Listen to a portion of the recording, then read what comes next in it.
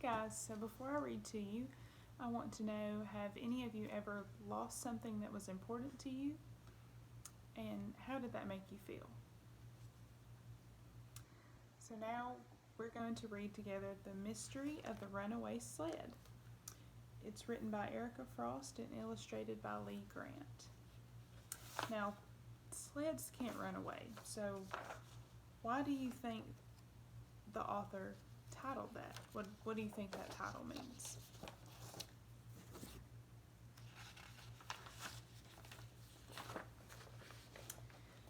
"Oh boy," said Rosie. "It's snowing." Soft white flakes were tumbling down. Rosie watched them fall. They fell on trees and lamp posts. They made little pillows on branches and cars. There's Rosie watching out her window.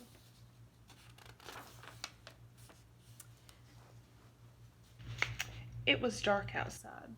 The snowflakes swirled and twirled. They looked like feathers under the street lamp. They piled up, up, up. That night, Rosie made a wish. "I wish it would snow all night," she whispered. Then she went to sleep and dreamed she was zooming down Piney Hill on her new sled. The next morning, she ran to the window. The snow was still there. Everything was white. "Oh, snow, I love you so," she sang as she washed her face. "Oh, snow, I love you so," she sang as she brushed her teeth. "It snowed," she shouted as she ran down the stairs. It snowed." "Thanks for telling me," said her brother Ralph. "I thought all that white stuff was ice cream." "Funny," said Rosie. "Very funny." She phoned Willie. Willie had been her best friend ever since nursery school, when she had saved his chocolate cupcake from a giant spider. "Come on over," said Rosie, "and bring your sled. We can go sledding on Piney Hill." "Okay," said Willie. "I'll be there in an hour." When Willie arrived, Rosie was ready and waiting.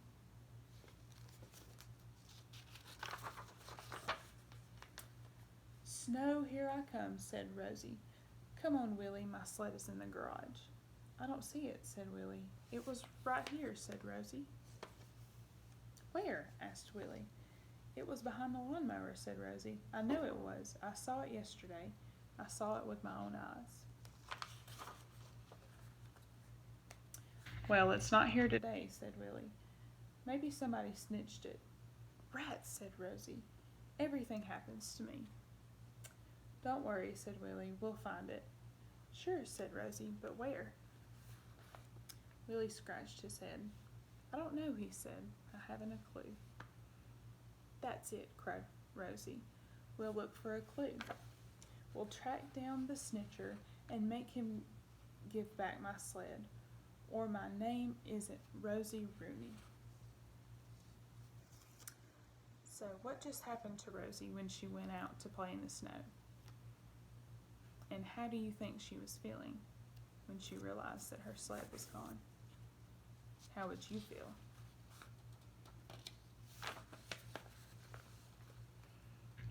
Rosie looked around. "Look here, Willie," she called. "Footprints. There are footprints in the snow." "There are sled tracks, too," cried Willie. "They go from your garage to Piney Hill. Whoever took your sled went that way." They followed the footprints to Piney Hill. "There's nobody here," said Willie. "The trail goes up the hill," said Rosie. "Come on, hurry up." They climbed the hill side by side, dragging Willie's sled behind them.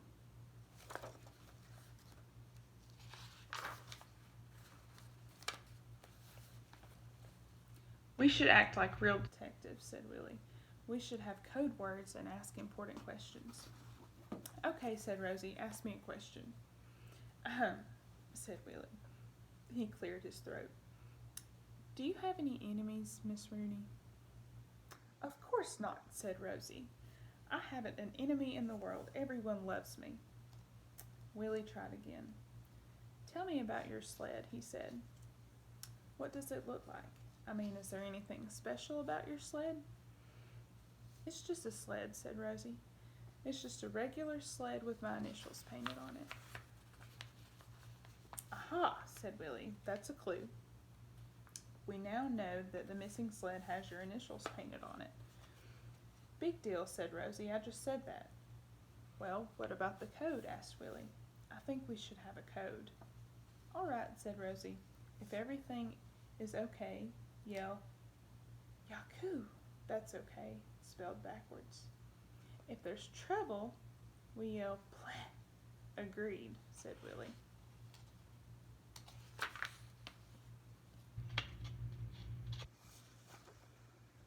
They came to the top of the hill. Children were everywhere. They were building snowmen, they were building snow forts, they were having snowball fights. There were sled tracks and footprints in every direction. Oh no, cried Willie. What do we do now? We cry, said Rosie. Hey, said Willie, isn't that Mary Lou Higgins? Hush your mouth, said Rosie. Don't ever say that name in front of me again. Why not? Asked Willie. Don't you like her? Like her, yelled Rosie. That girl took my best idea for the science fair and won first prize. She took a bite of my meatloaf sandwich when I wasn't looking. She took my spelling book and didn't give it back until after the test. I wouldn't be a bit surprised if she took my sled, too. Let's find out, said Willie.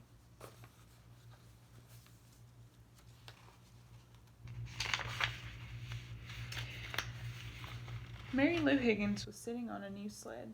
She was wearing sunglasses and a hat with 6 pom-poms. Nice sled you have there, said Rosie. You can't borrow it, said Mary Lou.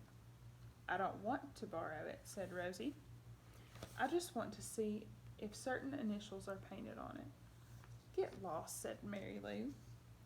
Rosie reached over and pulled Mary Lou's sunglasses off her nose. She put them on. Give them back, screeched Mary Lou. Make me, said Rosie. Mary Lou jumped up. She ran after Rosie. Willie kneeled down and looked at the sled. He looked for Rosie's initials. They were not there. Yaku, he yelled. Yaku, Yaku. Rosie gave the sunglasses to Mary Lou. Here, she said. Who wants your old sunglasses anyway? I thought you didn't have an enemy in the world, said Willie. What do you call Mary Lou? I call her a rotten friend, said Rosie. That's what I call her. Explain what Rosie means by calling Mary Lou a rotten friend. Would you act like that to somebody that was your friend?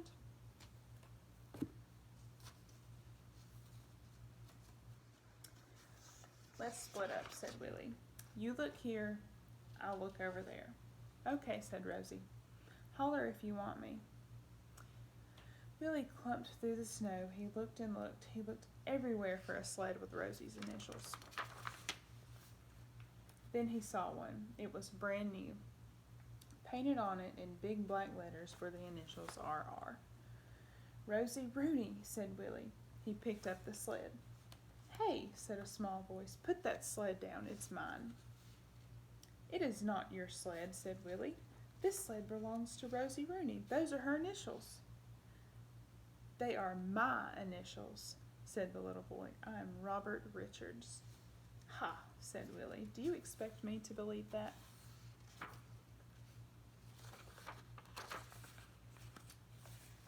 You can ask my big brother if you don't believe me, said Robert Richards. Here he is now. Willie looked up. He looked up and up and up. A boy as big as an apartment house was standing next to Robert. What's the matter, Robbie? He asked. Is this cluck bothering you? He took my sled, said Robert Richards. He says it isn't mine. Oh, he did he? Said the giant. I only thought, said Willie. Don't think, said Robert's big brother. Pleh, hollered Willie. Pleh, pleh.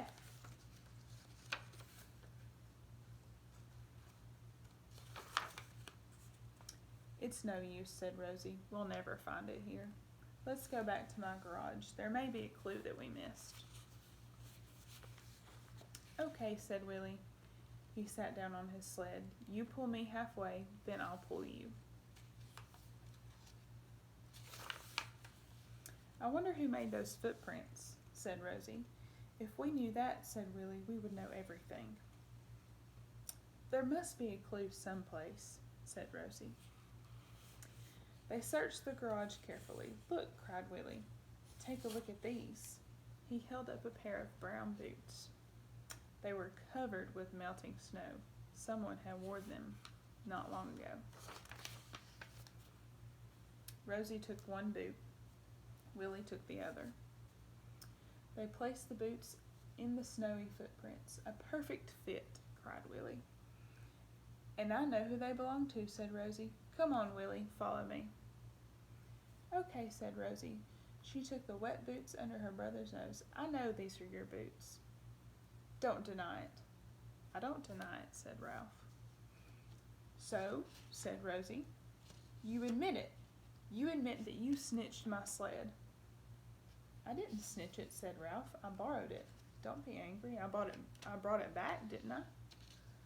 "No," said Rosie, "you didn't. It's not in the garage where it belongs." "It's not?" said Ralph. "It's not," cried Rosie.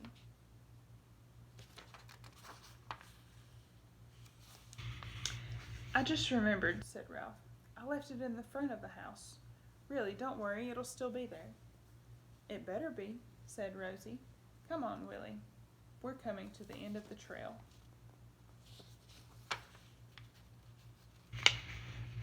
They looked, but the sled was nowhere in sight.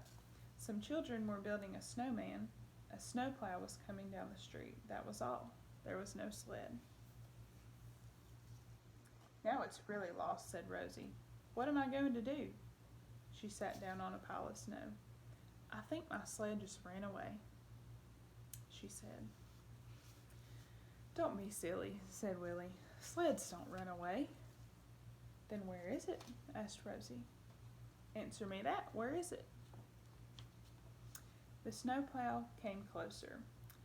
"Watch where you're going," yelled one of the children. "You'll bury our snowman." "That's dumb," said Willie. "The plow came down the street before. There isn't enough snow on the street to bury their snowman." "Willie!" yelled Rosie. "Rosie!" yelled Willie. They jumped up and began to dig in the snow. "Yahoo!" said Willie as he uncovered a runner.